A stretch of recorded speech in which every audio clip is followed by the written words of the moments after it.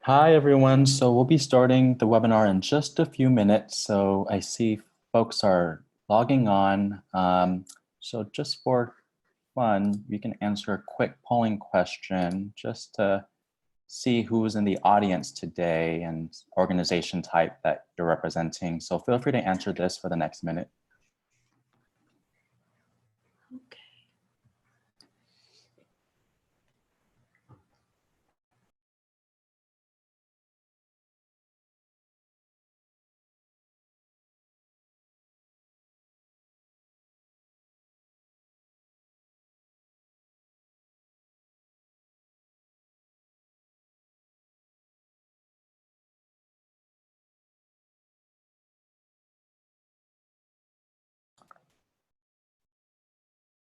All right, this is wonderful. So we're seeing a good amount of FQHC organizations on today's webinar. So definitely our target audience, along with the primary care associations. So thank you all for joining in, as well as some government, academic, social service, and other institutions. So always happy to have different audience types on this webinar.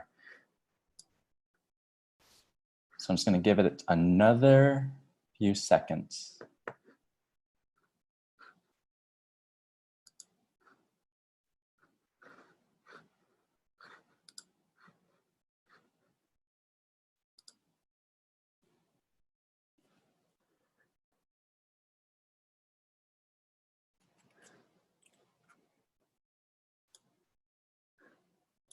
All right, so hello all and welcome to today's session. On behalf of the Special and Vulnerable Populations Task Force, we'd like to welcome everyone to the second webinar in our four-part national learning series focused on specific areas of the Diabetes Continuum of Care framework, which is based on health center feedback from last year's 2019 series.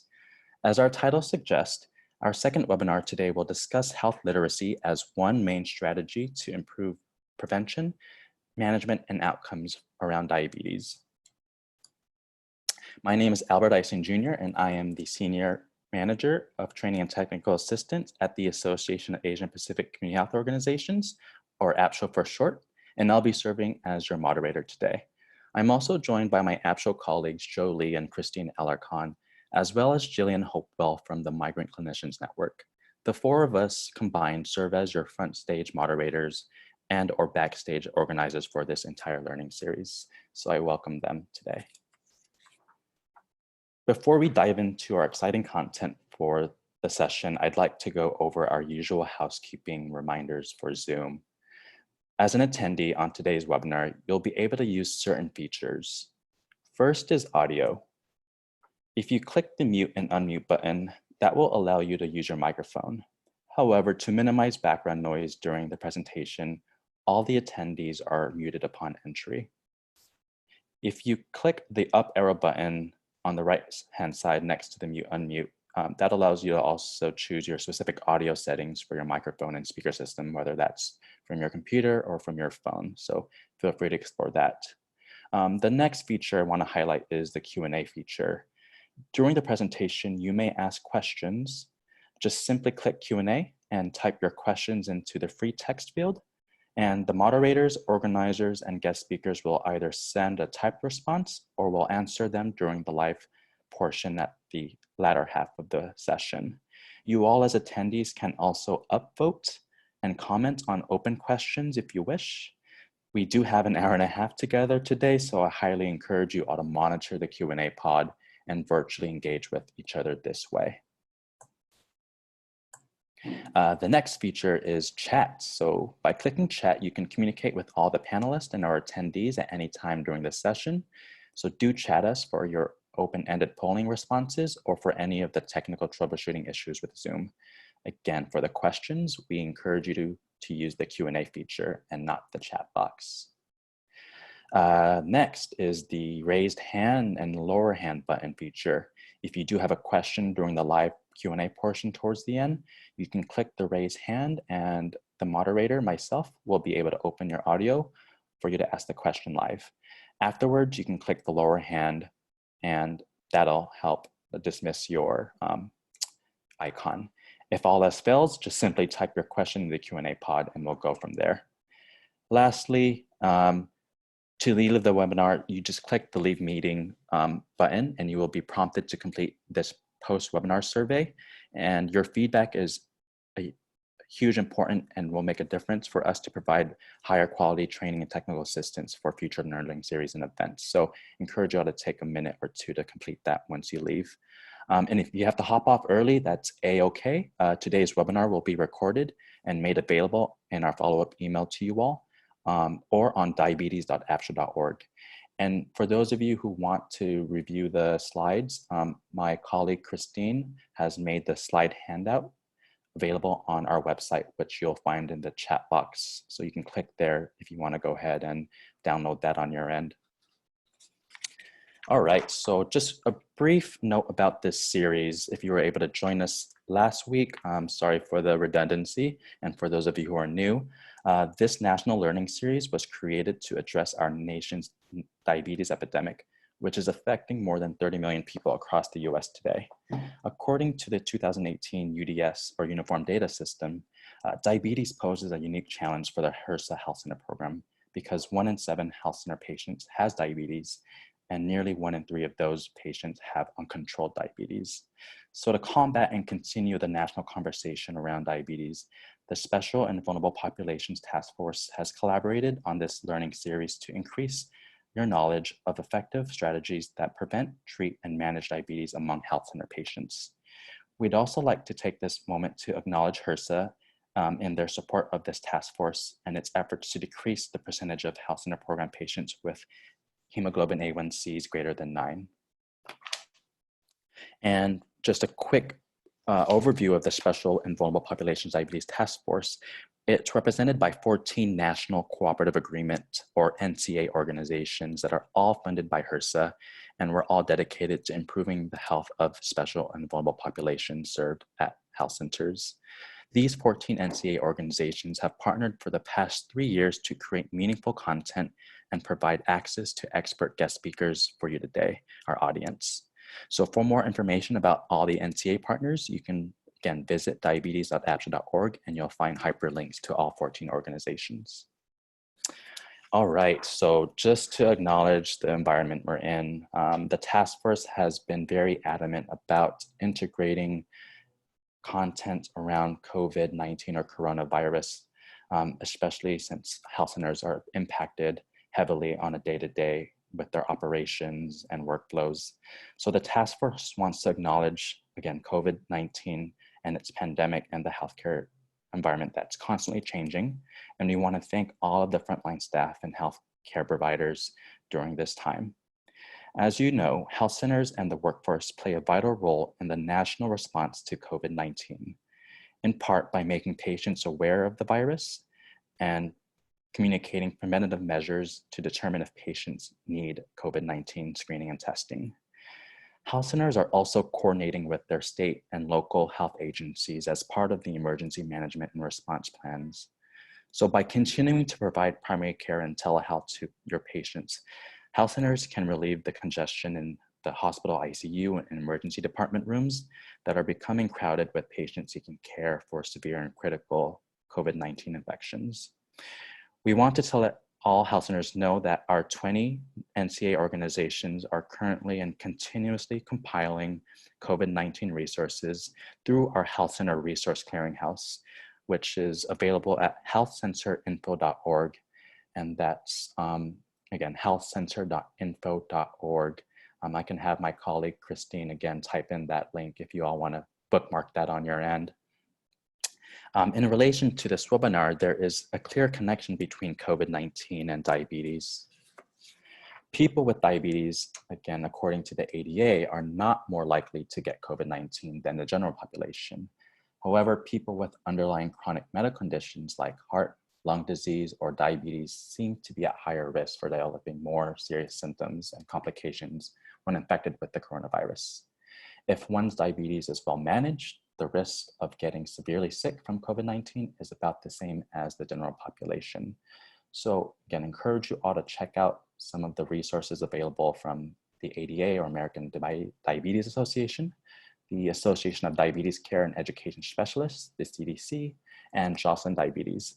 And I'm well aware that all the NCA organizations are providing resources and information on their own websites as well. So you can access each of the NCA's organization websites again through diabetes.absha.org for a shortcut.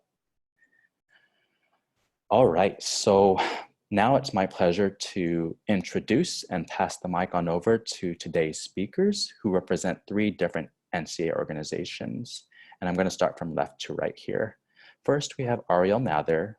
Ariel serves as a program manager at the National Center for Equitable Care for Elders, overseeing the planning and delivery of the center's training and technical assistance activities.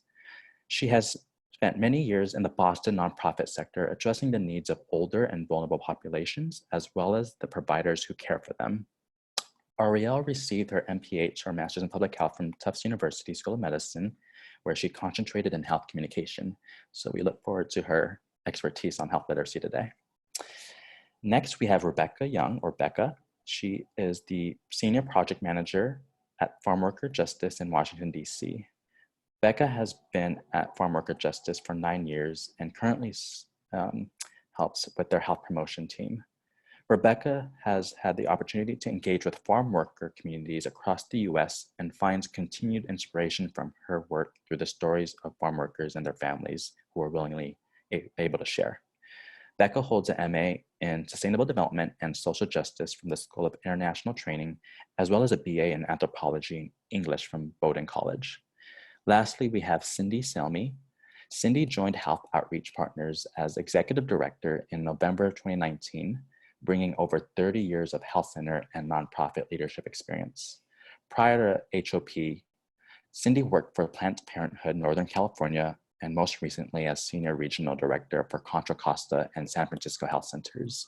Cindy has a bachelor's degree from the University of California at Santa Cruz in biology, and she started her health center career volunteering for the Haight-Ashbury Free Clinic, which fueled her dedication to health equity and ensuring access to healthcare for all. So it gives me with great pleasure to pass it over to Ariel to kick off the content. Thank you so much, Albert, and thank you everyone who was able to join us live on the webinar today, as well as those who are listening in later. As Albert said, my name is Ariel, and we're going to have a few different speakers throughout this session today, but I'm happy to kick it off. You'll see the learning objectives on the slide.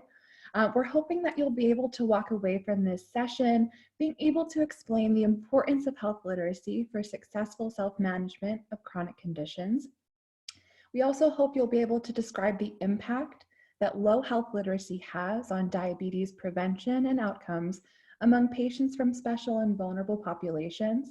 We also hope you'll be able to develop practical strategies to communicate health information and help patients build health literacy skills over time. Next slide. We also are going to be able to hear from some fantastic panelists today. We have 2 panelists who you'll hear a little bit more about towards the end of our time together, but I'll briefly mention that we've been able to gather the perspective from Tammy Liang, who's the Shared Savings Program Coordinator from the Centers for Medicare and Medicaid Services, as well as having live with us today, Mari Dolores Valentin, who's the Director of the Ag Worker Health Program at the Beaufort Jasper Hampton Comprehensive Health Services. So we're excited to hear from their perspectives. Next slide.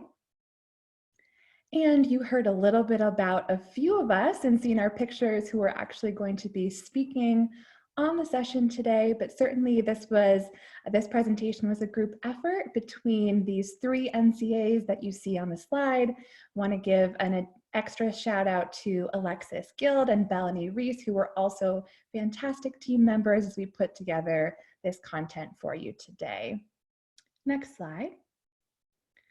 All right, so as Albert mentioned, this is the 2nd session in this learning series, but it's the first of 2 webinars that are focused specifically on increasing health literacy to improve diabetes outcomes. So today we're going to be focusing on understanding health literacy. So we're going to start at the very beginning with defining what health literacy is. If you do a quick Google search on health literacy, We'll lead you to several government and healthcare organizational websites that all point to a version of the definition you see on the screen now. This one was laid out in the Affordable Care Act of 2010. This gives us the framework that health literacy involves a person's capacity to obtain, communicate, process, and understand health information and services, and then use that to make decisions related to their health. The term capacity is referring to the potential for someone to do something or accomplish something. This applies both to patients making health decisions and the providers and staff delivering health information to them. Today, we're going to primarily be talking about how health literacy impacts patients, particularly from special and vulnerable populations. Go to the next slide. So we wanted to include a few more definitions here to help highlight how much the field has evolved over time in its understanding of health literacy. So yes, it involves understanding health information and those reading, listening, analytical skills, but it also requires applying it to real life decisions. This can include the ability to understand instructions for prescriptions, appointment slips, brochures, directions from providers, or even signing consent forms. And our healthcare system is certainly complex, and more recent health literacy definitions include the ability to navigate that system. Next slide. When we're thinking about language, it's really important that health messages are being delivered in a language that the patient fully understands. Translation and interpretation services are helpful, but can sometimes be problematic or insufficient. For example, not all words and/or concepts translate directly from one language to another. Patients may have weak literacy or numeracy skills in their native language, and communication may be too technical. Additionally, the context of communication matters. So when we're thinking about cultural context, for example. So in summary, the intended meaning may be lost, causing confusion even when everyone involved in the communication exchange believes they understand what is being said. Next slide. So we have a case story to share with you today that illustrates some of the challenges around health literacy from the perspective of the patient. I'll read aloud the case study, and then we'll have a short series of questions to ask you. Let's see. So Roberto is a mom-speaking farm worker from Guatemala. He's in his late 60s and works in the strawberry fields of Santa Maria, California. Although he is able to communicate in very basic Spanish, he is much more comfortable in his native language. He lives with his daughter and son-in-law, also both mom speakers, and his young granddaughter who has learned Spanish through her peers in school. At a recent appointment, Roberto learned that he has diabetes. He'd been losing weight and experiencing a lot of thirst at night for the past several months. He remembered his father had experienced these same symptoms at about his age, was diagnosed with diabetes, but then passed away from complications several years later. Because of his father's untimely death, Roberto has been scared to go to the clinic. However, his daughter convinced him to go. At the clinic, Roberto had the help of a Spanish interpreter, but unfortunately, there wasn't anyone available who spoke mom. His daughter came into the room to try to help as well when he was being given his treatment directions, but struggled to understand the specifics. The doctor was behind in his schedule and only made a cursory check to ensure that Roberto knew the steps he needed to take. At one point, the doctor asked Roberto if he had any questions. Roberto glanced away and then asked his daughter to explain that he would look at the materials at home. However, when Roberto and his daughter arrived home, they felt unsure about how to handle the diabetes diagnosis. Next slide. Right. So now we'll ask you the first question, which is, why do you think Roberto didn't ask more questions about his diagnosis and treatment plan? And if you can take a moment or two to type your responses into the chat box, that would be great. Thanks.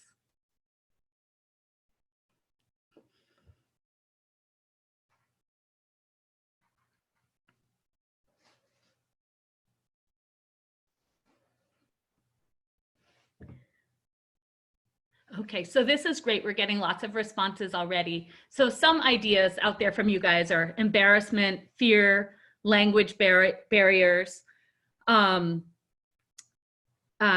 was too rushed, so he wasn't able to ask questions. And also he felt the burden perhaps of having others translate or interpret on his behalf. Great, so those are some really good examples. So we can go ahead and move along to the next slide with the second question. Oh, please. And that is, what are clues that Roberto does not understand what the clinician is telling him? So again, please go ahead and take a moment and type your responses into that chat box.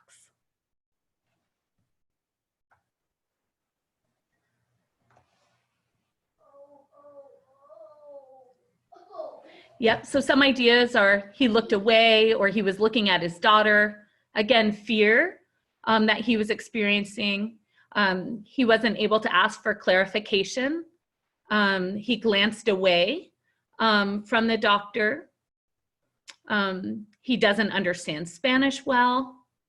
He feels overwhelmed, and he wasn't asking any questions for clarification. So those are all great responses. Thanks. We can move along to the third and final question.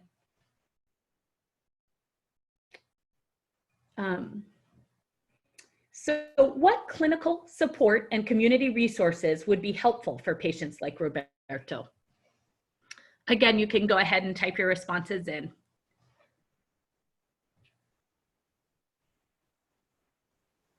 Mom, you don't understand. So some ideas are having an interpreter, having a navigator or promotora that could help in this case. Setting them up with case management. Again, that idea of a care coordinator. Also potentially that use of language lines. So that might be a way to be able to help with the mom, which is a more challenging language to get interpretation sometimes than Spanish. Also an idea of to schedule a follow-up appointment for education with the appropriate interpreter. So yeah, so those are all really great ideas. And just to go back to that idea of having a community health worker or promotora or health navigator. And so when we have those in clinic settings, they can be a great asset to patients since they often share the same language and cultural backgrounds as the patients. And additionally, just to conclude, it's important to have specialized interpretive services such as mom set up ahead of the visit if at all possible. Thanks everyone for sharing all of your ideas about the challenges faced by patients like Roberto. Next slide. Great, thank you, Becca, and thank you so much to everyone who's been giving their feedback in the chat box. I love a group that's really involved in this discussion, and I encourage you to continue sharing your thoughts as we go along. So we're going to talk a little bit about the impact of low health literacy for someone like Roberto or anyone with low levels of health literacy. We know there could be a significant impact both clinically and in the everyday life of a patient. There's a higher likelihood of a patient not fully understanding their diagnosis if they have low levels of health literacy, which would also make it harder to follow a provider's instructions or directions on a prescription, perhaps. If someone doesn't understand the risk of developing a condition or ways to prevent a condition from worsening, they will likely not be aware of or seek out preventive care. Because of all of this, low levels of health literacy could impact the rates at which people experience complications or poor health outcomes, particularly for those with one or more chronic conditions. Low health literacy can cause interruptions in the continuum of care, which means a provider may not be able to effectively track a patient's needs over time and provide comprehensive services. Instead, complications often lead to the usage of more urgent or emergency care services, which are very expensive and may not have consistent follow-up. We go to the next slide. So we know that health literacy is important for making good decisions about our health, but what could get in the way of developing or improving a patient's health literacy? We saw some examples in our case study with Roberto just a few moments ago, and we've listed some examples here. Again, certainly encourage you to share other ideas in the chat if you think of any.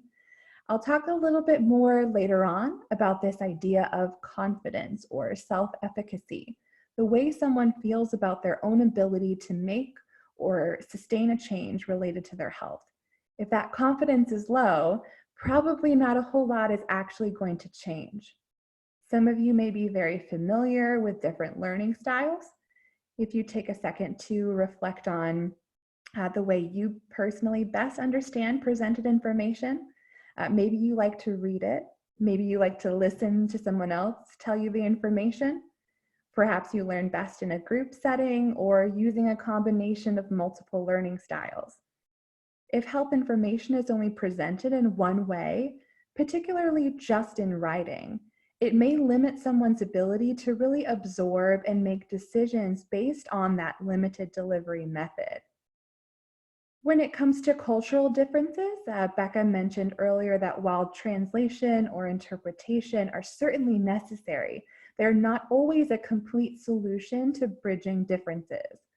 If a provider or staff member is not aware of all cultural differences or how they might influence health behavior, health messages may not completely be understood or acted upon. And of course, there can be significant barriers to improving health literacy present with a lack of time or follow-up with a patient.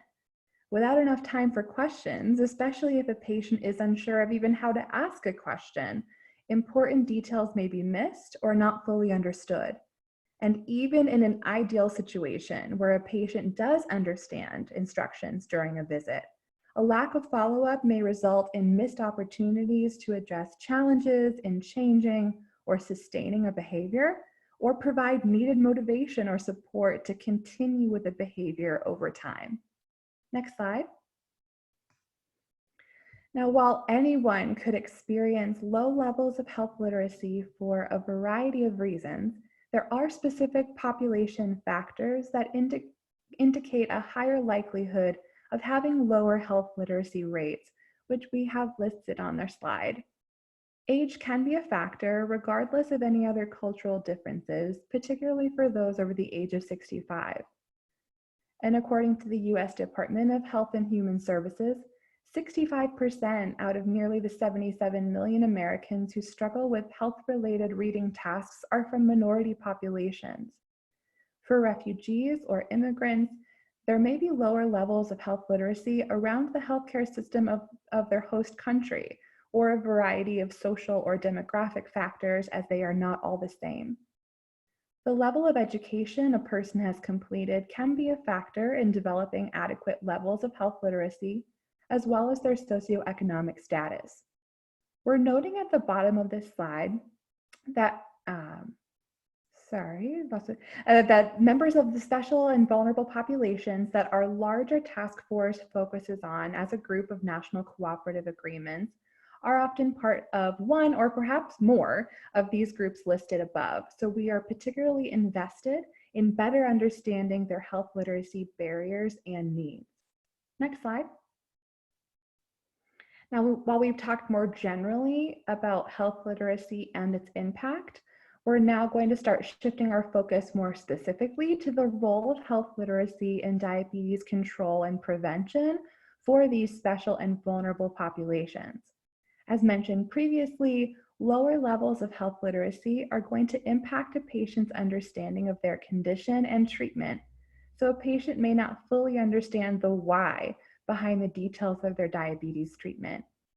Some of the health behaviors needed for diabetes management, like healthy eating and medication adherence, could be dependent on a patient's or perhaps a caregiver's ability to read food labels or interpret blood glucose test results. Good health literacy skills can be empowering for a patient, allowing them to better identify when they have a question or a gap in understanding, and to feel more confident in the areas where they have the necessary knowledge to effectively manage their condition. The NCEA faculty on the call today have a specific focus on both agricultural workers and older adults, so we will be highlighting some special considerations for the health of these populations. Next slide. Great. So this slide highlights data from the 2016 National Agricultural Workers Survey, which we call NAWS. And this is a survey of US crop workers that's conducted by the US Department of Labor.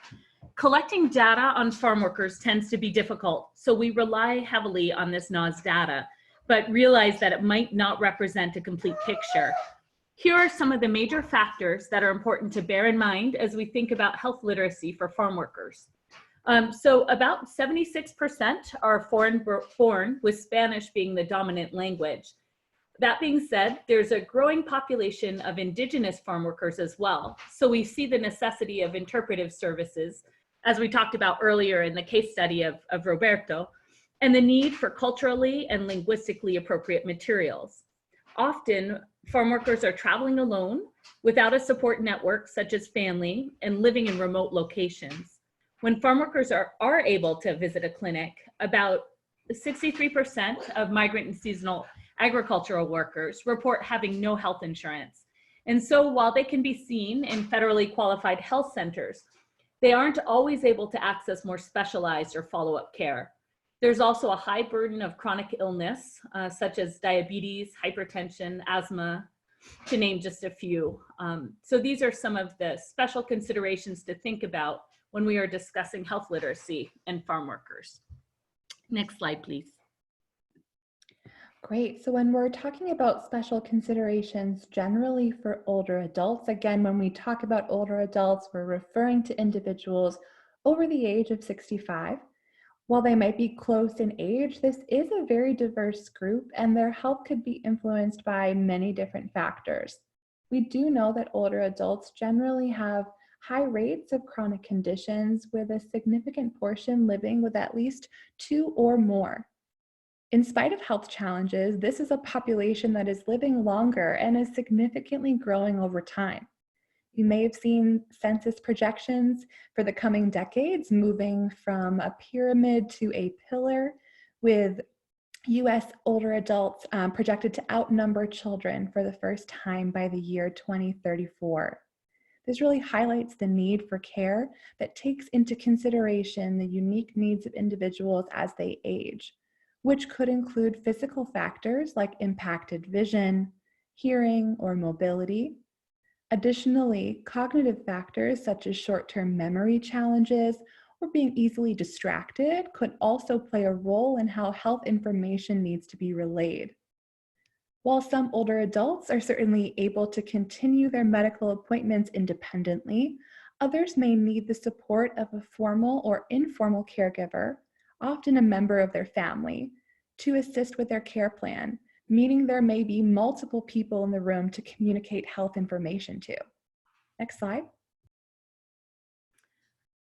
There's a real need for health literacy and diabetes education and prevention, because this leads to more patients utilizing preventive healthcare services. Preventive education is also correlated with a better understanding of health education in general, and ultimately it makes patients more likely to engage in health promoting behaviors. Next slide, please. We don't have accurate data on the rate of diabetes among ag workers. Some estimates say between 6 and 8%, but we actually believe the rate to be much higher than that. Indigenous communities tend to have a higher prevalence of diabetes than other communities, and there is an increasing number of workers from indigenous communities in Mexico and Guatemala. There are many contributing factors like stress, so job security and immigration status exacerbate levels of stress. Challenging working conditions lead to difficulties in preventing and managing diabetes. The issue of mobility is important as well in thinking about migrant farm workers, especially because it's difficult to ensure continuity of care for diabetes patients as they travel between crops, often to different states, all within the course of a calendar year. Food insecurity is also a huge issue when it comes to diabetes prevention and management. For farm workers, this is particularly ironic given the fact that they're the ones who harvest the fruits and vegetables, yet they often don't have access to those same foods. They make very low wages generally, so often they are unable to afford them. They may not have proper or sufficient refrigeration and food storage facilities where they're living. And due to remote locations and lack of transportation, they aren't always able to access larger supermarkets with more affordable fresh produce. Cultural beliefs, for example, fatalism, also play a role in workers believing that their actions might not influence their health outcomes in a positive way. To mitigate these factors, it's important that diabetes information and plans are tailored to incorporate the beliefs and everyday realities of agricultural worker patients. Next slide, please. Great. So we can look at some quick facts for older adults and how their health literacy levels may impact their diabetes management. We mentioned earlier that many adults over the age of 65 do have 2 or more chronic conditions, one of which could be diabetes. There's a large portion of older adults who have pre-diabetes, meaning that they are at a critical point of needing to implement lifestyle changes like diet or exercise to avoid developing type 2 diabetes. Unfortunately, many older adults may be experiencing depressive symptoms or depression that are not appropriately recognized by their provider, who may be attributing signs of depression to another condition, or maybe even mistakenly believing it's a normal part of aging. Depression and diabetes can complicate each other, as depression could impact a person's motivation to engage in healthy behaviors, and diabetes management can often be stressful or cause complications that could make depression worse. Even if an older adult has always been good at taking their medications consistently, as they age, those medications may metabolize differently or cause different degrees of side effects. And while much of our diabetes management goals focus on avoiding high blood sugar or hyperglycemia, older adults are particularly at risk for being affected by hypoglycemia or low blood sugar as a result of overtreatment or inadequate nutrition, and this can be very dangerous. This is a population that certainly benefits from simplified diabetes management tasks, with extra support given around making changes to a treatment plan that's familiar to them. For those with concerns around cognitive dysfunction, this is where hopefully there is a caregiver or a family member to involve in treatment planning to ensure regimens are understood and are manageable. Next slide. So what is really exciting about improving health literacy is that every member of a healthcare team can play a part. So a team-based approach can take health literacy theory and put it into action, helping to close communication gaps and consider best practices in relaying information to patients. The next health literacy session, part 2 of sorts, happening in 1 week on April 7th, will focus more on the service delivery approaches to improving health literacy, including how the various roles on the healthcare team can help meet the needs of patients as they navigate the system. But we do just want to give some brief thoughts around the team-based approach, which includes defining a clear process for assessing health literacy needs and a clear understanding for all about what comes next once a need has been identified. There are many health literacy assessments out there, which again will be covered in more detail during next week's session. It is important that the whole healthcare team understands some of the special considerations we've covered so far in this presentation, that there could be a variety of conditions or circumstances that influence or limit the level of health literacy skills an individual patient has. If the team is equipped with diverse resources and services that can help address low health literacy, whether those be within the health center or within the community, providers and staff can have these in mind before, during, and after patient conversations related to their understanding of health information and services and be ready to share. And finally, self-care behaviors are essential for diabetes management, and each member of the team can help to encourage and support patients as they work towards their goals or implement new lifestyle changes. Next slide. All right, so we just talked briefly about the idea of anticipating instances where a patient might have difficulty understanding health information, perhaps for a particularly complicated regimen or something that's completely new to them, and then preparing resources or extra support accordingly. But we can take this a step further by applying a universal precautions framework for addressing health literacy concerns. This is really assuming that everyone might have a hard time understanding information or accessing services. Going into all patient conversations with this assumption is helpful for everyone, even for those with high levels of health literacy. Taking universal precautions applies to both the conversations we have with patients and the way we structure the office environment or even the larger health system that they're navigating. If there's too much or too complex health information for a patient to take in or understand, they may feel anxious or overwhelmed, ultimately not supported in their efforts to improve their health. Since we may not have the time or the ability to know what might be impacting a patient's ability to understand complex health information during an appointment, taking a universal precautions approach helps to support as many patients as possible. Next slide. All right, so now we're going to go over some strategies to increase health literacy. And again, we'd love to hear if you can think of any others that you would like to discuss during the Q&A at the close of our session. These strategies include clear communication, plain language, checking for understanding, positive messaging, and goal setting. Next slide. All right. Yes, thank you. We have a couple of animations here. So we briefly mentioned different styles of learning earlier in this presentation. Certainly there are a few ways that we can communicate with patients, the primary two ways being written information and direct conversation. So when you hear the term clear communication, what comes to mind for you?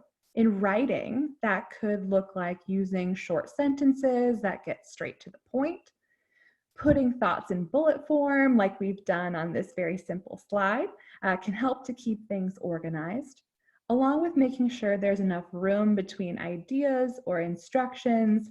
Certainly okay if there's white space. Pictures can be a helpful tool if they're easy to understand. I saw a few people mention during the case study of maybe infographics might have helped with Roberto. If they can bring instructions to life, that can be really helpful. When speaking directly to a patient, being mindful of the pace is especially important.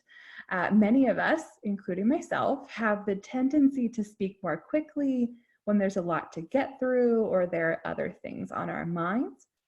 Repeating the most important pieces of information can also help things to stick, particularly if you are wrapping up a more detailed explanation of a treatment regimen.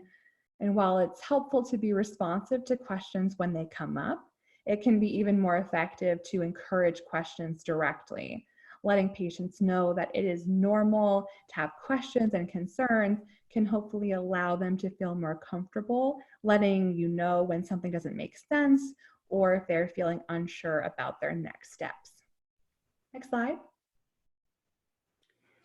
So it's really important to use plain language to increase health literacy.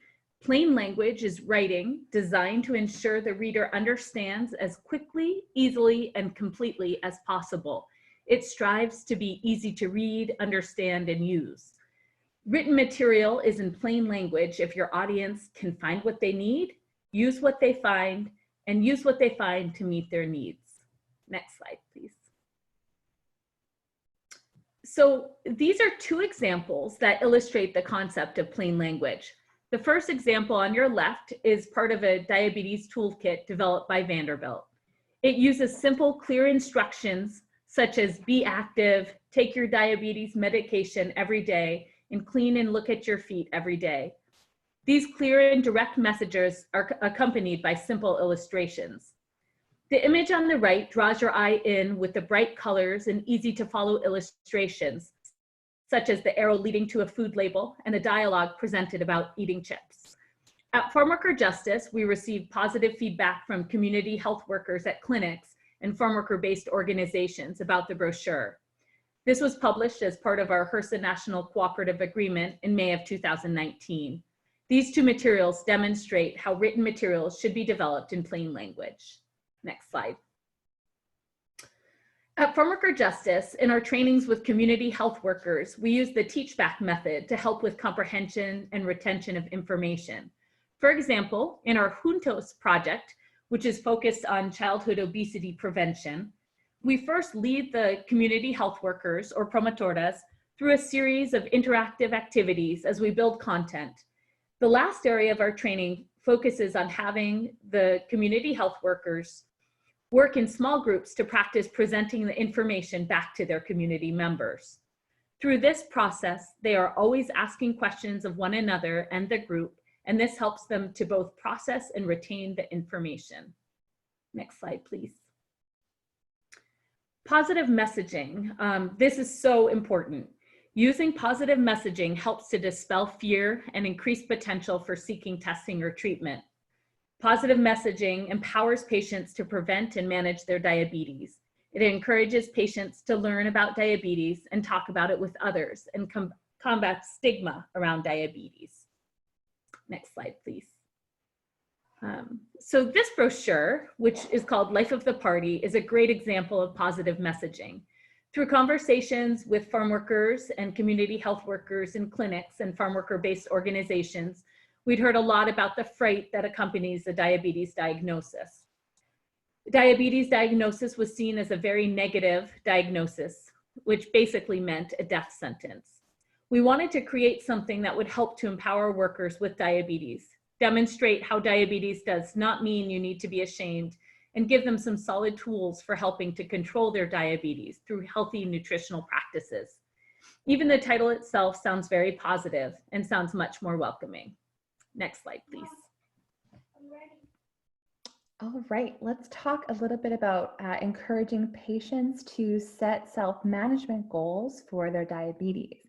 There are some fantastic community-based self-management programs, both for diabetes, as well as some who focus on a little bit more chronic diseases more generally. If you haven't already heard about them or you're not familiar with them, they're typically offered both in English and Spanish and led by certified trainers, often who are individuals living with the same condition and can offer that peer support. I do know that COVID-19 is certainly changing the way that we currently meet together, especially with these community programs, though I do know of some that are trying to have these weekly workshops in a virtual setting, but that's going to depend on where you live, if that will be available for your patients. We don't have enough time today to discuss all the benefits of these programs, but I would encourage you to look up any available programming in your community to refer your patients to, not as a replacement for other programs or treatment, but as an additional resource. A foundational element of these weekly workshops is goal setting through a personalized individual action plan. This approach is one that health center staff and providers can also incorporate into conversations with their patients, taking a larger goal for their health long term and breaking it down into more manageable steps. The key to making these goals realistic is to really get into the details, helping a patient understand and to figure out for them what lifestyle change they'd like to try just this week, not really over the next month, not really longer, just a short-term week-based goal. And then kind of exploring how much, when, how often. The answers to these questions are going to depend on the type of behavior they're choosing and how often it typically needs to be done or tried.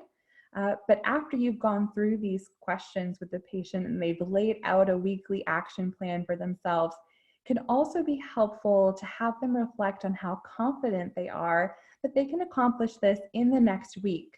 So using a scale from 1 to 10 can be an easy way to mark this. If a patient's reporting below a 6 or so on that scale, 10 being highest level of confidence, it might be a good indication that the goal doesn't feel quite achievable enough, and maybe some adjustments can be made so they can at least feel moderately confident going into that task. Next slide. Many of you are likely very familiar with the approach of motivational interviewing, which can help a client, in this case being a patient, when there is hesitation or mixed feelings around making a change.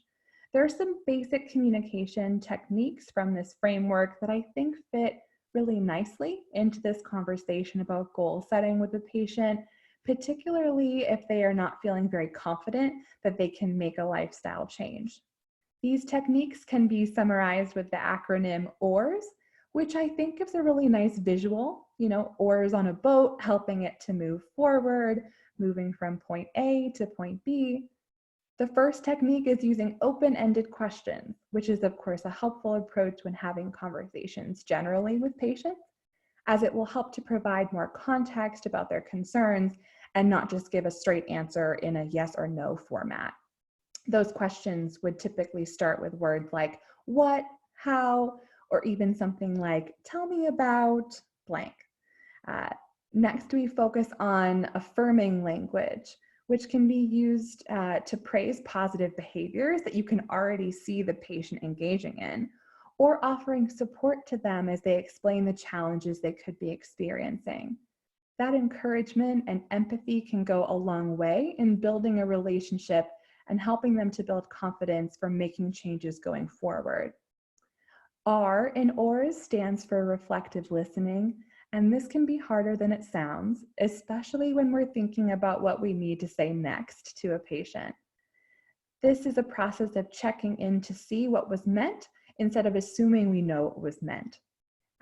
And we can do that by either directly repeating, paraphrasing, or even reflecting back the feelings that a patient is expressing. An easy way to do this could be leading off with, what I'm hearing you say is blank, or even following up with a simple, does that sound right? And then allowing the patient to respond. Now, we don't have enough time today to dive into all the potential communication roadblocks when it comes to encouraging someone to change their behavior, but actively listening and checking in for understanding goes a long way. And finally, summaries are a special form of reflective listening that can be used at the start or end of a visit during any sort of transition from one topic to the other. This gives you the opportunity to review important aspects of your conversation, still checking in to see if the patient's on the same page. A summary can be a mix of, here's what we've gone over today about your diabetes treatment, and here's what I've heard you tell me today about your situation. And then, of course, allowing the patient to respond. Next slide. So the last thing I'd like to mention before we transition over to our panel is the concept of self-efficacy as it relates to health literacy and diabetes management. We have a definition listed here on the slide that it is the belief in one's ability to succeed, particularly to complete a task or address a challenge. As we've seen from discussing the impact of low health literacy and the health literacy that's needed to effectively manage diabetes, there are certainly plenty of tasks or challenges that your patients may be facing. Self-efficacy really focuses on the belief here, actually regardless of whether they've accomplished a particular task before. And this really does impact the likelihood of a person starting and maintaining a behavior change. In this case, about making lifestyle changes or sticking with a treatment regimen. If someone really believes they can succeed, it is because they also believe they have the tools and support they need to address any challenges they may encounter along the way. The relationships that you build with patients as your health center team identifies their concerns, increases their understanding of their condition and their treatment options, and offer resources for making changes to improve their health will allow that confidence to grow. Next slide. Thank you, Ariel. I'm Cindy Selmy, and I'm here to introduce our panelists. I want to thank them for participating today in our webinar. And first, I would like to introduce Tammy Leong. Tammy is currently an Accountable Care Organization Coordinator at the Center for Medicare and Medicaid Services in the San Francisco office. She is also a U.S. Public Health Service Commissioned Corps officer who has worked with the Indian Health Service for 6 years. She worked in Tuba City, Arizona and Taos, New Mexico for 3 years each, serving the Navajo and Taos Pueblo tribes respectively. As a certified diabetes educator, she assessed the needs for patients with diabetes and provided comprehensive clinical care prior to joining the U.S. Public Health Service. She worked as a pharmacist in the U.S. Air Force for 8 years. She currently volunteers weekly at the South of Market Health Center in San Francisco on various diabetes projects. I'm sad to say that Tammy was not able to join us live today, as in her role, she was called upon to serve at the California Office of Emergency Services. The Emergency Operations Center needed her as part of the COVID crisis that we are currently experiencing. But Tammy has given us lots of information for our panel questions. Second, I would like to introduce Mari Dolores Valentin. Mari was born and raised in San Juan, Puerto Rico. She graduated from the University of Puerto Rico with a bachelor's degree in education. She has a master's degree in bilingual and English as a second language education from Southern Methodist University in Dallas, Texas. She has worked for Beaufort Jasper Hampton Comprehensive Health Services, Inc., the Migrant and Seasonal Agricultural Worker Health Program in St. Helena Island, Beaufort, South Carolina for the last 14 years as the director of this program. Her duties include coordinating medical, dental, and social services, and she also brings clinical services to the migrant camps where she does outreach activities such as health education and prevention classes on diabetes education, hypertension, and other topics. Mari is a member of the South Carolina Legal Services Board of Directors, where she serves as secretary. Before joining BJHCHS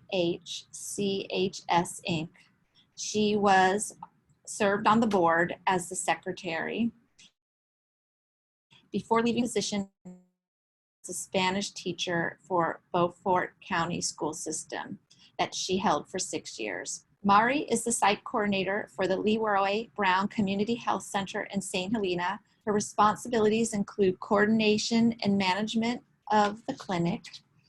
She recently has received 2 awards.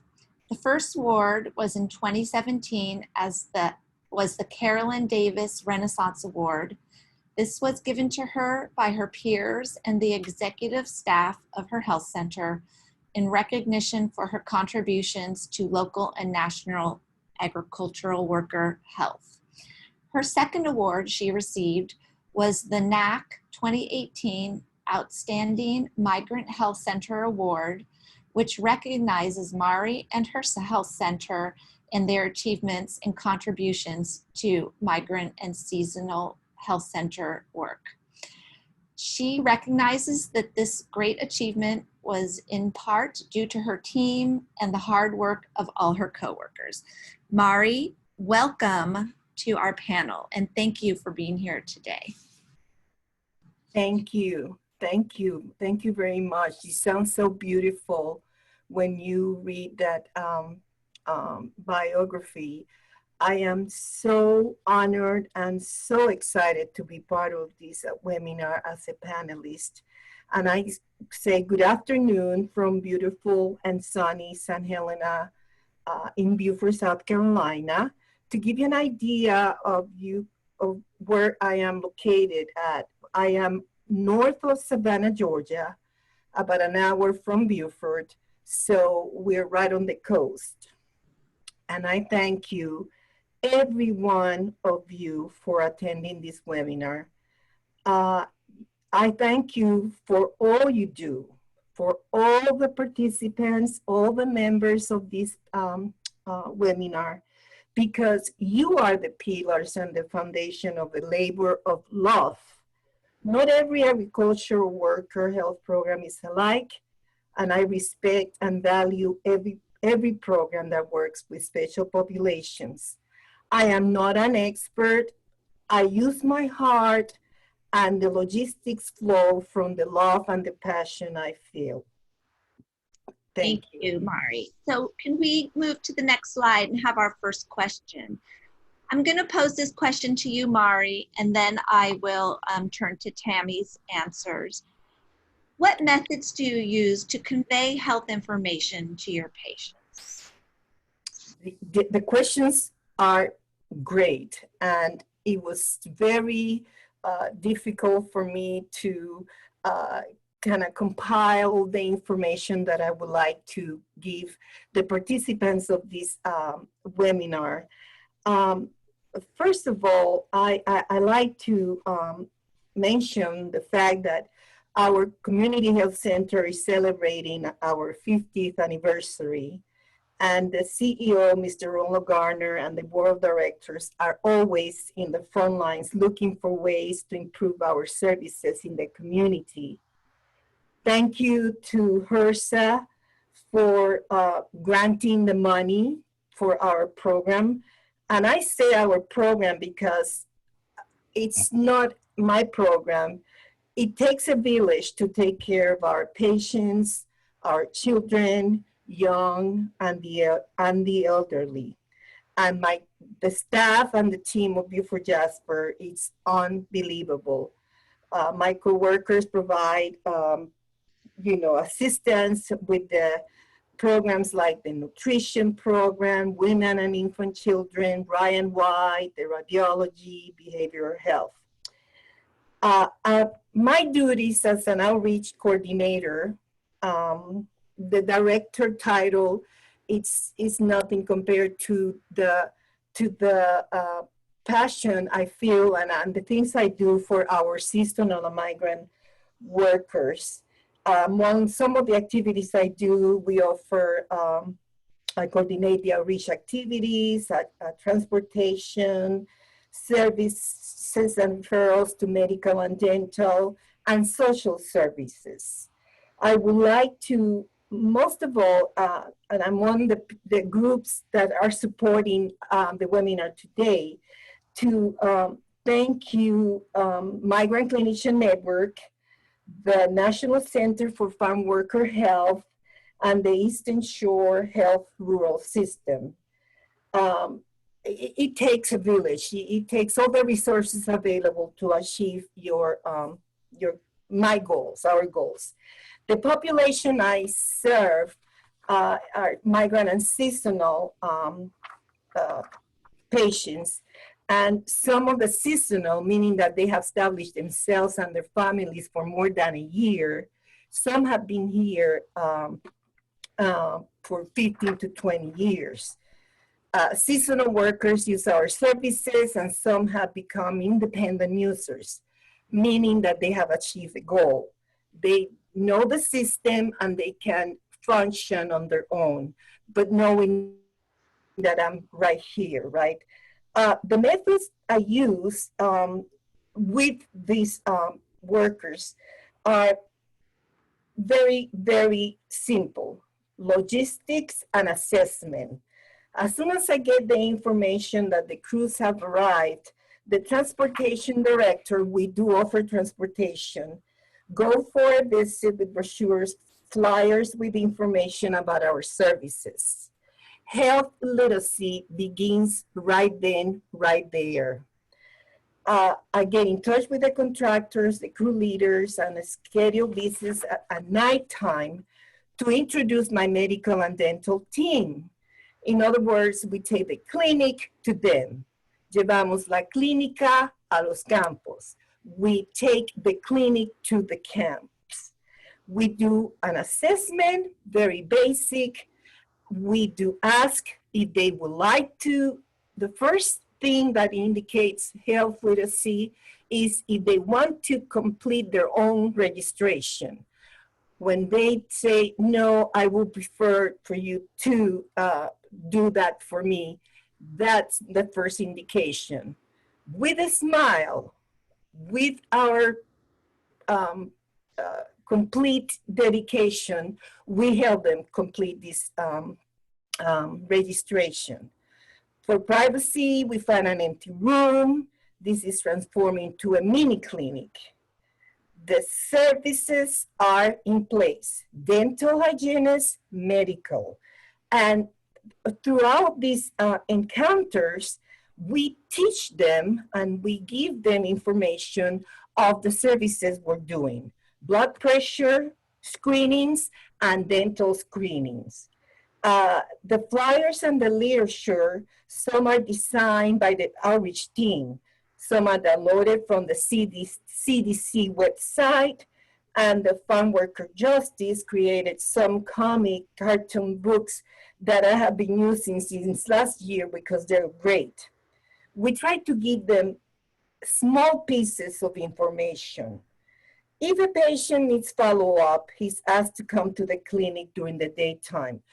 Do not forget that our these farm workers come to make money, to send to their families, to save for when they go back to Chiapas, Oaxaca, Veracruz, San Luis Potosí, some of these places, beautiful places in Mexico. The seasonal workers have learned the system. Right now, I'm managing 6 cases of diabetics that I have very, very controlled. And the case management, so 3 things: logistics with assessment, services offered, and case management. Our electronic medical record facilitate the communication between the providers and myself. The providers, the ones that go with me to the camps, they can shoot an email and say, Mari, you have to bring Jose back to the clinic. We need to do labs. Their sugars were high. And the information we give to them at the camp, it's very simple.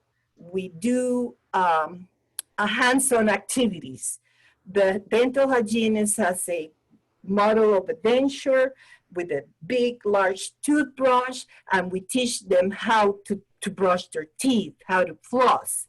And then they continue this on, and we tell them, well, it takes to sing the birthday song while you brush your teeth. That's how long you have to brush your teeth. That's easy to remember. Feliz cumpleaños a ti, happy birthday to you. So, and we videotape them doing this, of course, with their permission. Wow, that's a great tool. Yeah, I mean, social media, and they want a copy of their video, and they go ahead and send it to their families. The flossing, it's very important, and health literacy. Some of us, you know, my generation, and don't forget, I'm an elderly person, experienced, not old, and I have them use the letters of the alphabet, the shape of the letter that they need to use to floss their teeth. So we try to do the health literacy as simple and as practical as we can.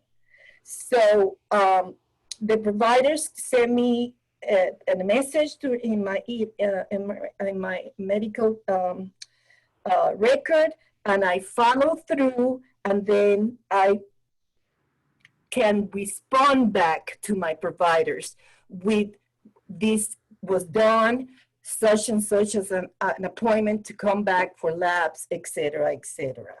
That's question number 1. Thank you very much, Mari. Tammy says something very similar. She works in a different setting, however. Tammy works in a very busy urban health center in San Francisco, where she volunteers for 4 hours a week. The population that she sees is quite diverse. 40% are first-generation immigrants requiring a translator. She also has worked at Indian Health Services in the Southwest prior to her time in San Francisco. She says that she uses lots of handouts with pictures. She uses Spanish versions if they're available, and simple charts with universally understandable symbols and pictures.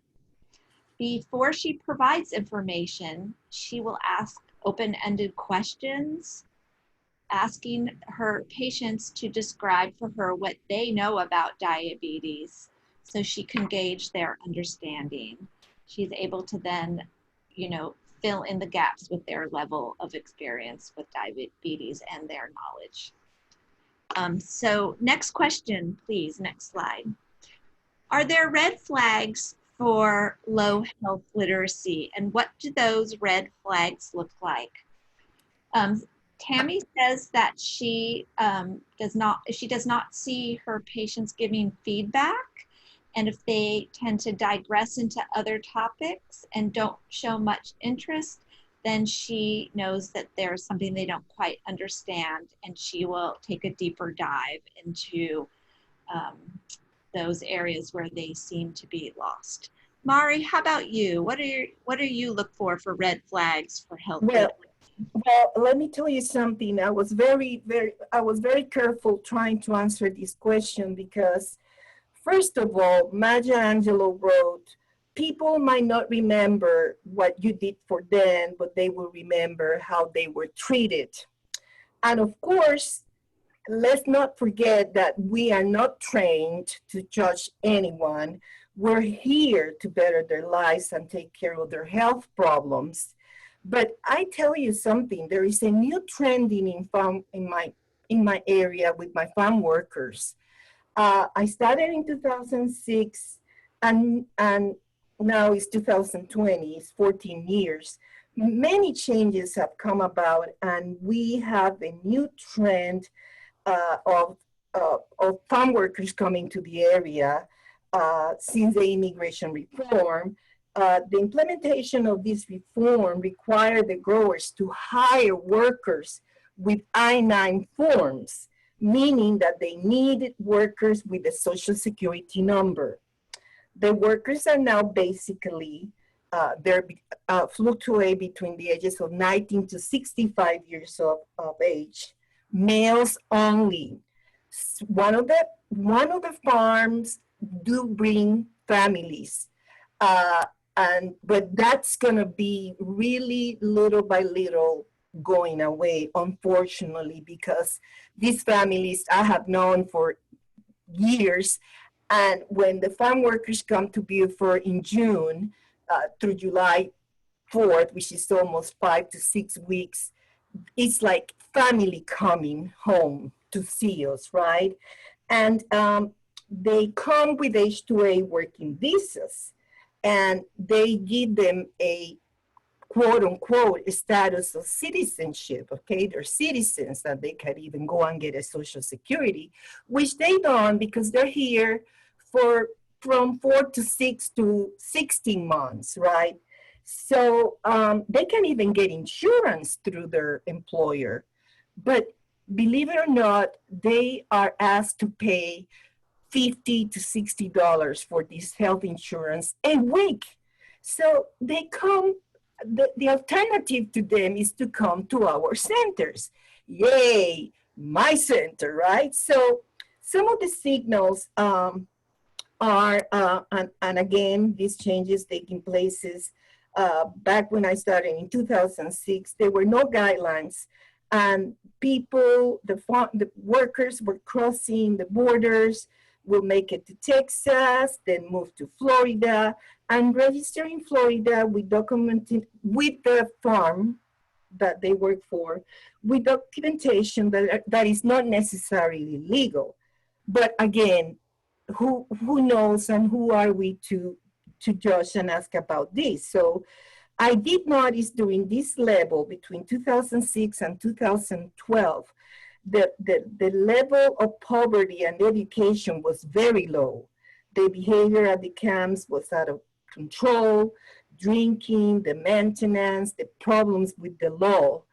And still the team and my services as an outreach worker, we did it to the camp and we brought them to the clinic because we opened the clinic from June 1st to July 4th and we work at nighttime. We accommodate the time for them to go to work, and then if they have any health problems, they want a dental cleaning, they have a toothache, they can come between 6 o'clock in the afternoon to sometimes to midnight.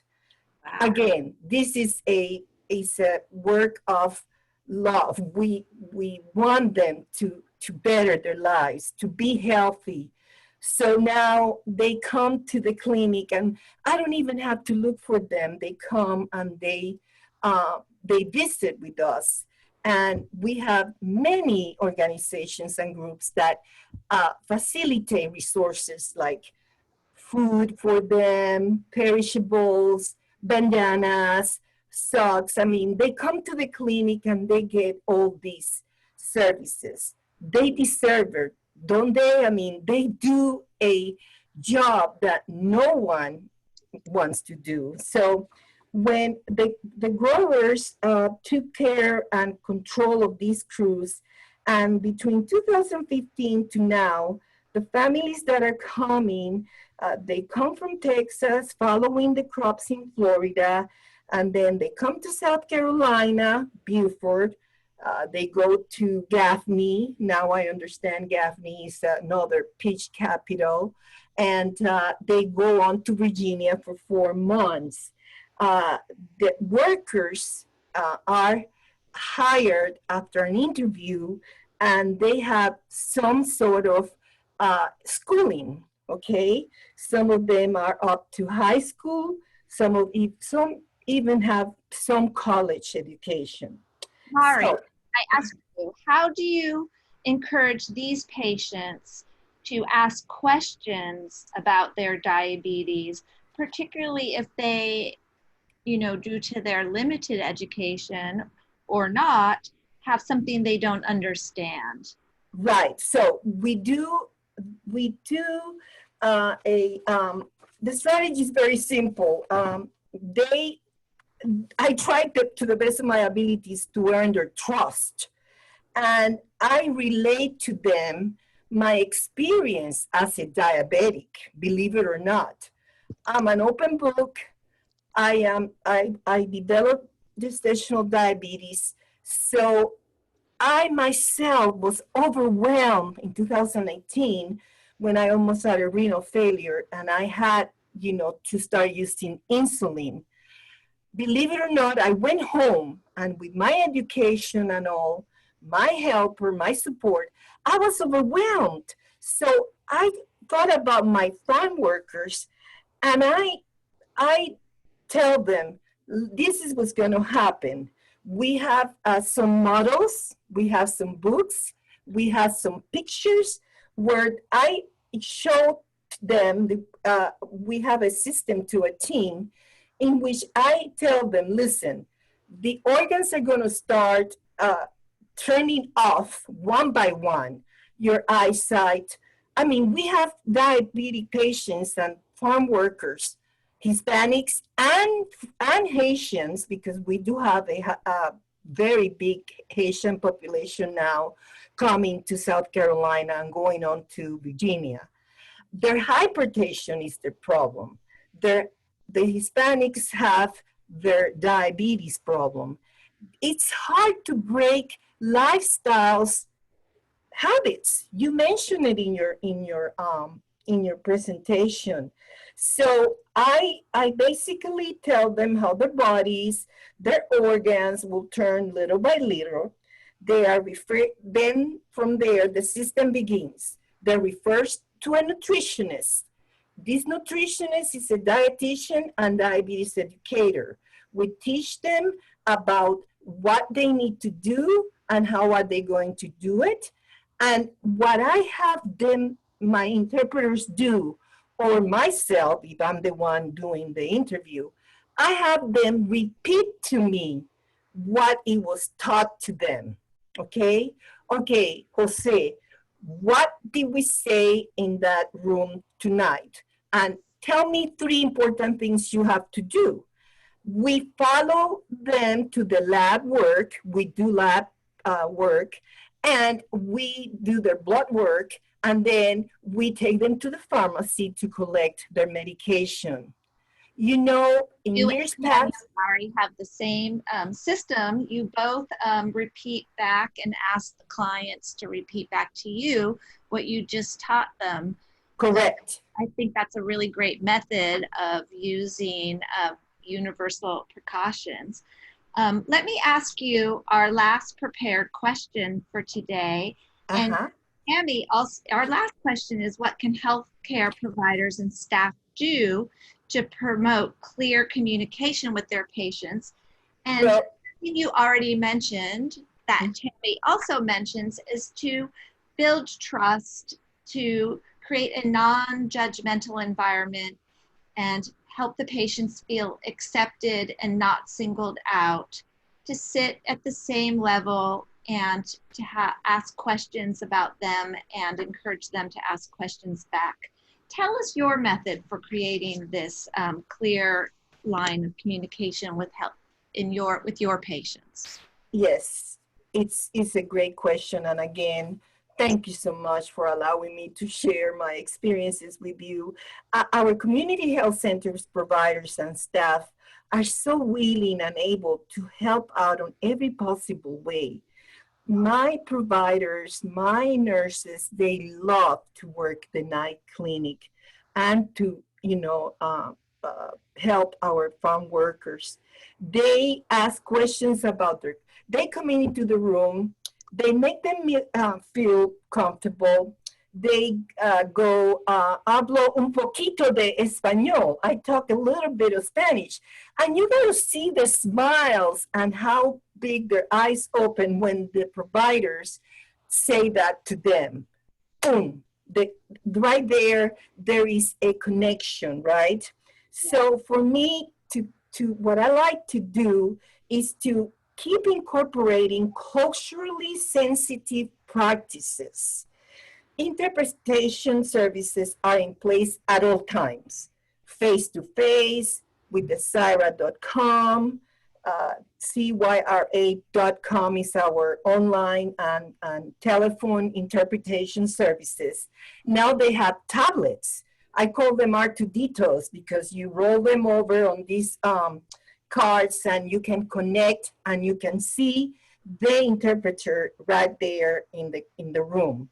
We have it for Mesteco, Napal, the different languages, the indigenous languages they use. So if I'm not available to interpret, and my interpreters are very well trained, they have to kind of hold their hands and make sure that they understand what the provider is telling them. We have also found out that they go home with their medication and their glucometers. We teach them how to do them, but they don't follow up when they leave and they move on to the next state. That's when I enroll them with migrant clinician networks. Everybody that comes through my door to be seen at the clinic will be will fill out a registration for MCN.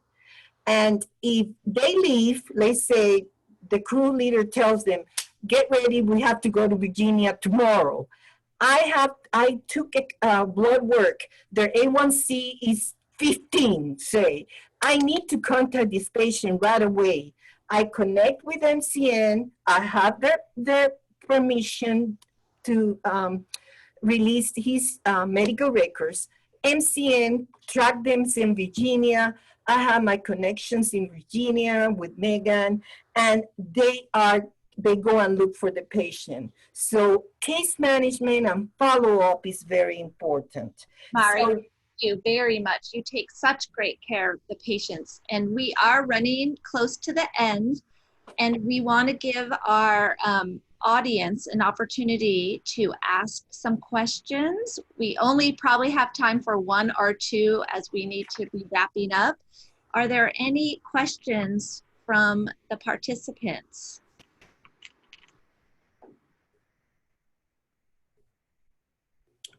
And this is Albert. I encourage you all to use the Q&A pod, but if it's easier, just use a chat window since we're able to see that as well. So whatever's easiest, then as City mentioned, we'll take one or two questions and then close up.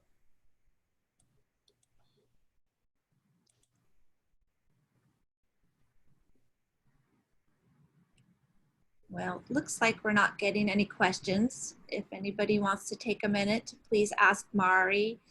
She has so much experience working with diabetes and the migrant and seasonal agricultural workers.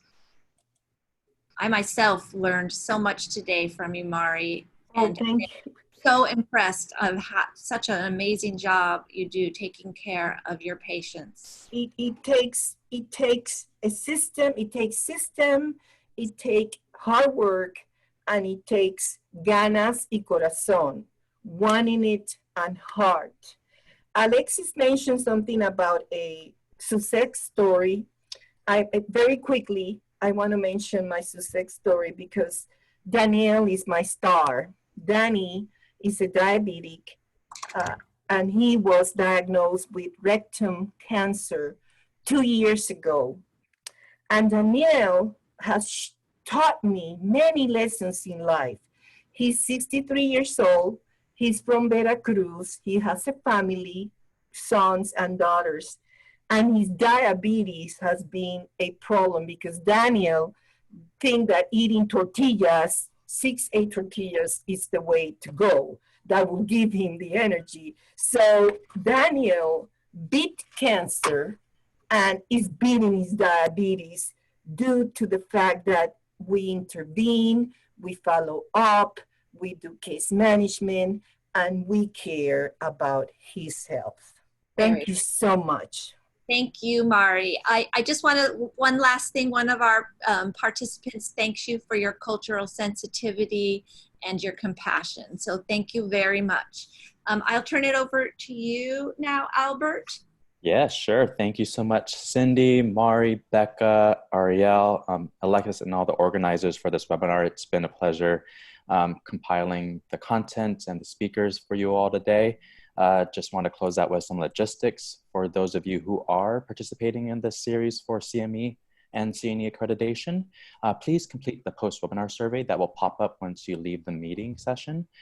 You'll be asked to fill out your information and asked to either indicate an electronic or hard copy of the certificate. And if you do have questions, you can email our colleague at Migrant Clinicians Network, Martha Alvarado, and her email is available here on the screen, and it will also be available in our follow-up email that you'll get one day from now, so tomorrow. Just want to quickly remind you that we have the third webinar in our series next Tuesday, the same time at 11 a.m. Pacific and 2 p.m. Eastern. Just want to thank again our speakers and panelists for this wonderful presentation and panel discussion. It's been very informative, and want to note that again, we look for all your feedback to inform the content for future learning series. So you can register at diabetes.after.org and also catch the recording and slides from the past 2 sessions as well. Next week is another set of National Cooperative Agreement faculty from MHP Salud, National Center for Farmworker Health, and the National Center for Health and Public Housing. So they'll be talking more about health literacy and some effective delivery approaches to address health literacy as a way to carry this conversation today forward. And if you want to contact our NCA faculty, please refer to their email address on this last slide. And then it's also available on our diabetes.apsha.org in case you don't have that information right now. So greatly appreciate everyone for your time. I know an hour and a half could be lengthy, but really think this has been an informative discussion on health literacy. I hope you all remember the 5 strategies that Ariel and Becca mentioned.